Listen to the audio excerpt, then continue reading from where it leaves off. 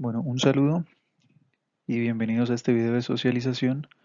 Mi nombre es Camilo Neira, soy estudiante de licenciatura en Informática Educativa de la Universidad Santo Tomás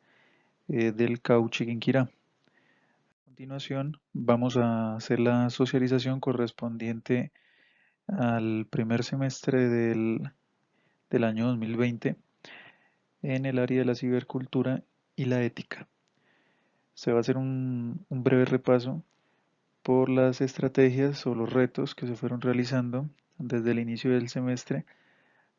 hasta llegar al reto número 4, al último reto, que es la realización de este video de socialización. En el primer reto de Construyendo Saberes, se nos pedía hacer la conceptualización relacionadas con la cibercultura, y estas conceptualizaciones o estas definiciones teníamos que desarrollarlas de manera gráfica en una infografía. Buscando por la literatura y por las fuentes y los recursos que sirvieron como apoyo, pues se puede llegar a la conclusión de que la cibercultura pues es un término que se desprende del término del ciberespacio, considerando el ciberespacio pues como un entorno virtual en donde con el auge del internet se han empezado a desarrollar pues diferentes prácticas que la sociedad realizaba en el mundo físico. Entonces, en este mundo artificial, pues se han empezado a desenvolver las diferentes características que cada cultura puede llevar a ese mundo digital. De ahí la relación entre la cibercultura y el ciberespacio, en donde este término de ciberespacio, pues encontramos que se reseña en una obra de la novela de 1984 del autor William Gibson. Ya cuando empezamos a hablar de la cibercultura, notamos que pues es la unión de dos términos, el término cyber, que generalmente siempre se asocia a este prefijo, a todo lo que tiene que ver con el mundo virtual, con el mundo digital y los procesos de automatización, todo lo que tiene que ver con la parte artificial de un sistema. Cuando ya hablamos de cultura, pues entramos a mencionar pues aquellas costumbres, las normas, todo lo que, todo lo que rodea a las técnicas, a las creencias, a los valores, a las tradiciones que puede tener un determinado conjunto de personas, una sociedad que generalmente pues la componen bastantes personas, pero que no limita, puede haber culturas de sociedades muy pequeñas o incluso culturas ya de un gran número de personas o de una sociedad pues de mayor tamaño. Dentro de las características de la cibercultura podemos mencionar la interactividad, que es la relación entre el sujeto y el entorno digital, la hipertextualidad, que es el acceso que se tiene desde cualquier lugar a cualquier cosa, y la conectividad, pues es esa característica de la cibercultura que se ve potenciada por la tecnología y es lo que nos permite estar conectados desde cualquier dispositivo, desde cualquier lugar, mientras tengamos una conexión a Internet y tenemos la manera o la posibilidad de relacionarnos con ese mundo digital, con otras personas que hagan parte de él. En ese espacio virtual donde se manejan estas relaciones, pues se hace una analogía o se intentan llevar las relaciones que se extienden desde la parte física de la realidad hacia pues unas identidades virtuales, unos avatares o unos perfiles que se van desarrollando y que se van construyendo de manera virtual. Todo eso se plasmó en la infografía que se puede apreciar en la diapositiva, que es una manera de resumir y de condensar la información para presentarla de manera gráfica. Ya para el reto de aplicando conceptos, entonces se puede hablar de una encuesta que se realizó, una encuesta en donde se pedía a a los participantes que dieran algunas opiniones o dieran algunas respuestas, algunas interrogantes relacionadas con el término de la cibercultura, con todo lo relacionado a este mundo de relaciones digitales. Para esta encuesta se tuvieron algunas categorías que se propusieron en el artículo Medición de la cibercultura estudiantil, confiabilidad y validez de una escala aplicada. Esto es en una universidad mexicana, las cuales están basadas también en los conceptos de cibercultura de Pierre Levy. Para la encuesta se tomaron las categorías de acceso, de uso, de apropiación, de empoderamiento y de innovación de las tecnologías de la información. Esto con el ánimo de abarcar los diferentes enfoques y los diferentes puntos de vista de los encuestados acerca de la cibercultura. Esto fue desarrollado por medio de los formularios de Google que pues, permiten una rápida pues, manera de compartir y también de tramitar los datos. La encuesta fue enviada a 27 personas, quienes hacen parte pues, de diferentes áreas o profesiones con el motivo de obtener diferentes o enfoques o diferentes perspectivas también en el tema de la edad para lograr obtener pues, respuestas un poco más enfocadas a lo global. En las diapositivas se pueden ver algunas de las preguntas que se hicieron en cuanto al manejo de redes sociales, en donde se encontró que claramente pues WhatsApp es una de las redes sociales que más prevalece, que más predomina por la facilidad de comunicación, por la facilidad del acceso, seguida por Facebook, que todavía en esta sociedad latinoamericana pues mantiene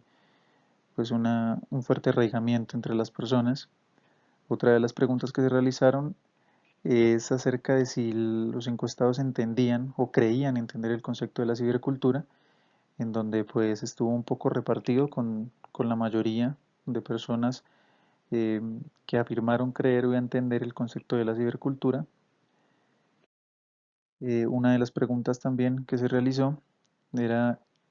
de qué manera los encuestados percibían el cambio o el impacto que había podido tener la integración de las tecnologías de la información pues, a la cultura actual. Eh, Estuvo un poco variada la respuesta, en donde el 44% de las personas creen que el impacto es regular, junto con otro 44% que cree que el impacto es bueno, y con una minoría del 11% que considera que estos cambios provocados por las tecnologías de la información pues son negativos, son malos. Una pregunta muy interesante que se hizo y que me parece importante resaltarla en esta socialización es de cómo las personas perciben la manera en que se comportan tanto en lo virtual como en el mundo real. Se hizo la siguiente pregunta: ¿considera que su personalidad al relacionarse virtualmente es diferente en comparación a su personalidad en el mundo real? El 55.6% de los encuestados afirma que no nota una diferencia o no reconoce una diferencia de su personalidad en el momento de interactuar por redes sociales o por medios digitales a la personalidad que, que muestra en el mundo real, y un 44.4% opina lo contrario. Piensa que su personalidad sí es diferente, que sí hay un cambio en la manera en cómo ellos se quieren mostrar en el mundo digital, en redes sociales, y otra, su forma de ser o su interacción física y en el mundo real. Ya para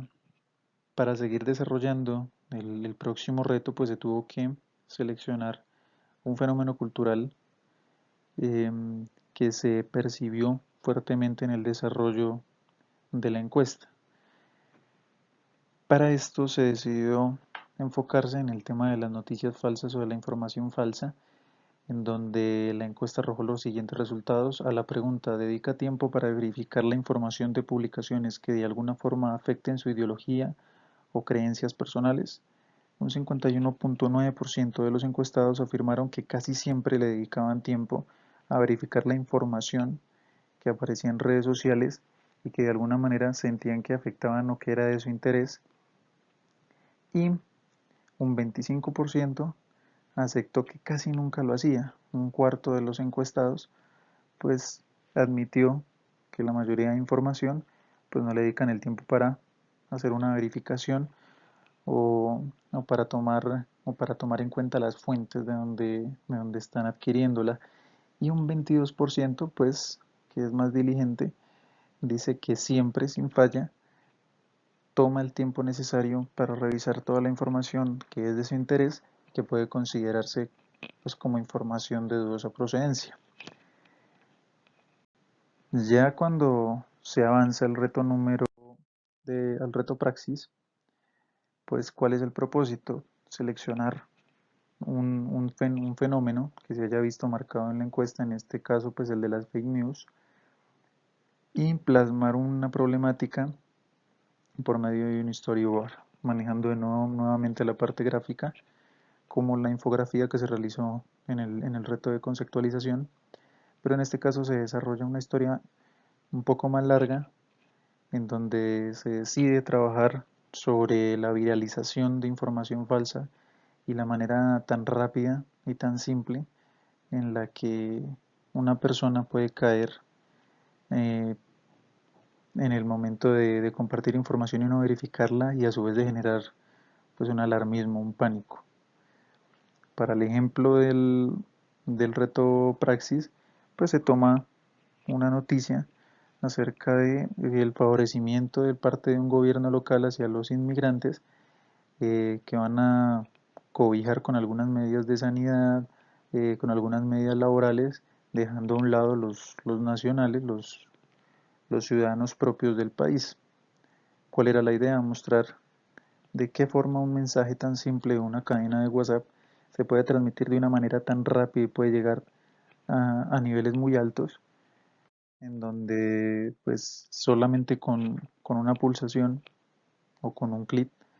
se puede enviar cantidad de datos engañosos a cientos de personas que a su vez van a replicar la noticia hasta que todo el mundo va a creerla, hasta que todo el mundo va a pensar que la mayoría, al tener esta información, pues debe ser una información verídica. Estos son algunos de los pantallazos, algunas de las escenas que se hicieron del storyboard,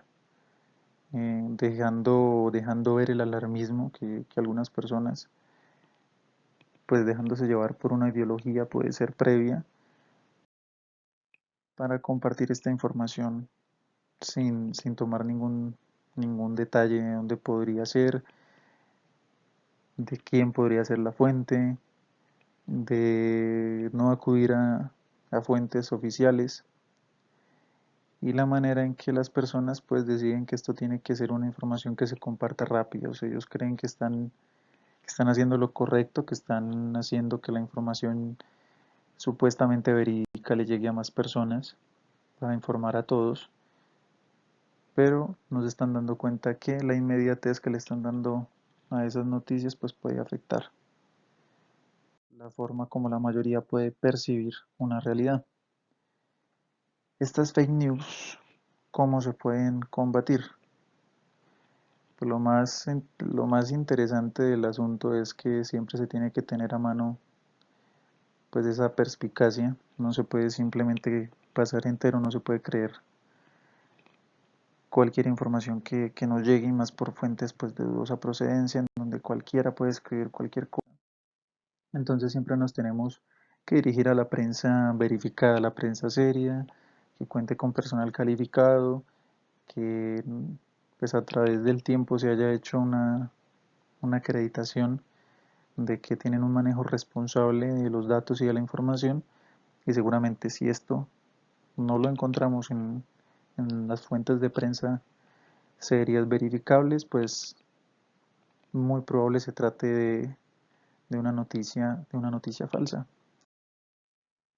Comprobar la dirección de las páginas web que comparten las noticias, que pueden parecer sensacionalistas o falsas. Muchas veces se pueden crear portales con una facilidad impresionante. En 5 minutos se puede crear un portal en donde cualquier persona puede estar escribiendo un artículo, un editorial, un blog de cualquier tema, sin ninguna fundamentación, sin ninguna argumentación y generalmente con títulos muy amarillistas. Esto hace que la gente preste más atención al título, ni siquiera lea la información falsa, sino que simplemente empiece a replicar Y para esto pues tenemos que mirar que la información y las fuentes pues sean de sitios que nosotros conocemos, que son fuentes que llevan cierto tiempo eh, en el medio del periodismo de la información, para evitar hacerle el juego a la viralización y compartir información errónea. Contrastar los diferentes medios y fuentes de información para saber si la noticia ha sido reproducida por fuentes verificadas. Muchas veces hay artículos o medios muy serios de periodistas que simplemente caen en la información, en las fake news, en las noticias falsas, se apresuran y por la exclusividad empiezan a mandar por portales de la prensa seria, empiezan a mandar información o artículos que no son, que generalmente duran unas cuantas horas y tienen que ser retirados. Entonces lo ideal es empezar a verificar, no en una sola fuente, sino en varios medios y empezar a contrastar la información para saber qué puede ser real y qué. Y por último, pues sencillamente no compartir la información sin haber hecho los pasos anteriores. Esa es una manera de propagar eh, las noticias que son potencialmente engañosas. Si la gente no empieza a tomar cierto tiempo para verificar, para leer, para ponerle un poco de sentido común a las noticias, lo más probable es que sea un agente de viralización y empiece a aportar este fenómeno de las noticias falsas. Esto teniendo en cuenta, ya para cerrar, pues que la comunicación es una parte primordial de cualquier comunidad, de cualquier sociedad, la tradición oral, después escrita, pues se permite que se creen relaciones de cooperación y pues también que la gente o las sociedades giran en torno a las historias, la gente le gusta contar historias, es algo que tienen en común, que les hace tener algo en común y pues esto facilita mucho que le creamos a la vecina, que le creamos al vecino, eh, simplemente porque lo conocemos y esto hace que muchas veces la información se empiece a viralizar de una manera muy muy muy rápida sin tener en cuenta de dónde viene la información, ni quién originalmente la está transmitiendo, ni siquiera con qué propósitos puede que la transmitan. Hay muchos grupos que transmiten información que saben que es falsa y la transmiten intencionalmente porque de esta manera se pueden crear desestabilizaciones por la parte política, por la parte económica. Entonces esto puede también ser intencionalmente con el motivo de desestabilizar, de afectar a un grupo determinado de personas, aprovechándose precisamente de esa facilidad con la que ahora nosotros compartimos todo. Con esto termina mi exposición, termina mi socialización, eh, dejando esta última recomendación. Debemos aprender a discernir la información y los medios por los cuales la recibimos, usar el sentido común y dedicar más tiempo a analizar los contenidos que recibimos y enviamos. Esto nos facilitará mucho, digamos, nuestra relación o nuestra interacción en los mundos digitales y pues a la postre también en la realidad, ya que ambos mundos dependen y se relacionan. Eh, con esto termino mi intervención. Muchas gracias por la atención prestada.